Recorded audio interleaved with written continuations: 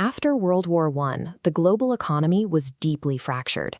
European empires emerged from the conflict carrying massive, unsustainable debts owed directly to the United States. To manage and extract these massive international repayments, an elite network of central banks stepped in to coordinate global trade. Institutions like the Bank of England, the Banque de France, and the newly established U.S. Federal Reserve required a highly predictable, standardized global market to keep the debt system afloat. The man sitting at this desk is Andrew Mellon. As U.S. Treasury Secretary, he negotiated the stabilization of those European debts, while simultaneously ensuring that his own family's banking and industrial empire remained protected within the new global market. For an international financial system of this scale to survive, it required absolute control over supply and demand. Any independent, off-grid economy that didn't participate in this centralized market was viewed as a systemic threat. That threat came directly from the free-soil American farmer of the early 20th century. These farmers operated with near total economic independence. Look at the sheer scale of the harvest in this historical photograph. This is Cannabis sativa, commonly known as hemp. It provided these farmers with their own unlicensed, renewable supply of fuel, textiles, paper, and medicine. Because farmers could grow these essential resources straight from the soil, they were entirely self-sufficient. They did not require central bank loans to survive or keep their farms running. This natural abundance was a direct competitor to Andrew Mellon's financial interests. Independent farmers had no need to buy synthetic, patented chemicals from facilities like this DuPont plant, which Mellon funded, nor did they need to buy foreign oil from Mellon's Gulf Oil. To secure a captive market for their synthetic industrial monopolies, the international banking cartel realized they had to eliminate the natural cannabis plant from the global supply chain entirely. The cartel faced a major legal hurdle. Under the Constitution, the federal government had no authority to outright ban an agricultural crop grown on sovereign state soil. Harry Anslinger, the head of the Federal Bureau of Narcotics, recognized a useful vulnerability. The average 1930s doctor, politician, and city dweller only knew cannabis as a liquid tincture in a pharmacy bottle. They had no idea what the raw plant actually looked like in the wild. Anslinger and early prohibitionists exploited this blind spot to execute a biological bait and switch.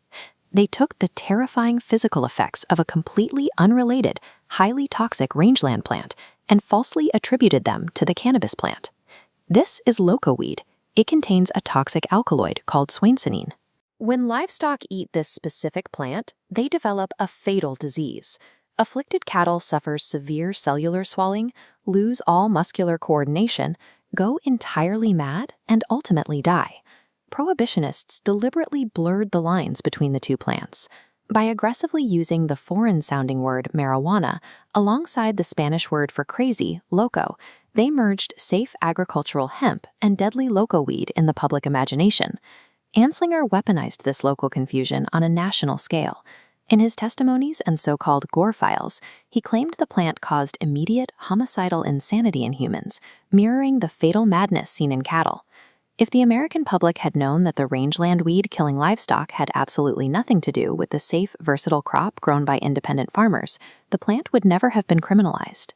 To bypass the Constitution and enforce a ban, the government turned to a historical mechanism known as the Whistler precedent. Decades earlier, the government levied heavy tax codes on distilleries, like the one in this photograph, to force them into a central federal registry. Citizens who refused or simply couldn't pay these exorbitant taxes were branded moonshiners and aggressively hunted as criminals. Anslinger and Mellon ran this exact same legal playbook to outlaw cannabis through the Marijuana Tax Act of 1937. Under this new law, anyone attempting to grow, distribute, or even prescribe cannabis was legally required to purchase a federal tax stamp. But once the law passed, Anslinger's Federal Bureau of Narcotics completely refused to issue the stamps to anyone. By making the stamp legally required but physically impossible to obtain, the government successfully sidestepped the Constitution. Millions of independent farmers and doctors were turned into tax-evading criminals overnight.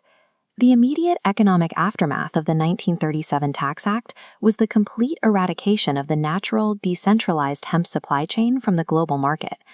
With the natural competitor out of the way, humanity was forced to abandon self-sufficiency. People had to rely entirely on petrochemicals and synthetic materials provided by infrastructure like this 1940s Gulf gas station. This forced reliance captured the medical field as well, permanently replacing localized botanical remedies with patented synthetic pharmaceuticals. This diagram shows the macroeconomic result.